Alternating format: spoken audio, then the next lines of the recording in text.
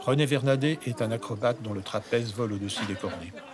Chef opérateur mythique de la plupart des films tournés en montagne, ses prises de vue sont à couper le souffle. Ces images fortes restent gravées dans les mémoires comme celles des étoiles du Midi. Dans son livre de souvenirs écrit récemment avec Delphine Chatrian aux éditions Ésope, il nous fait pénétrer dans la coulisse d'exploits méconnus mais authentiques.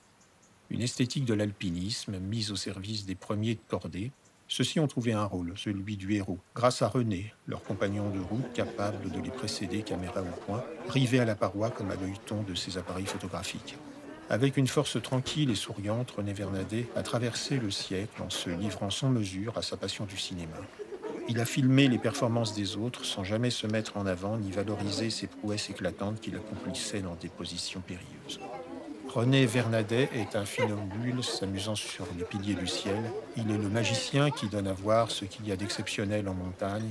Il est le saltimbanque qui a quitté Paris pour se jouer de la neige et du rocher, et pour prouver en toute modestie qu'avant le premier de cordée, il y avait lui, René Vernadet, le sage, qui a su par ailleurs cueillir son éternelle jeunesse sur les chevaux du vent, au plus lointain des horizons tibétains. Il a été pour le cinéma de montagne l'acteur sans peur et toujours d'une incroyable fraîcheur et d'un incontestable talent.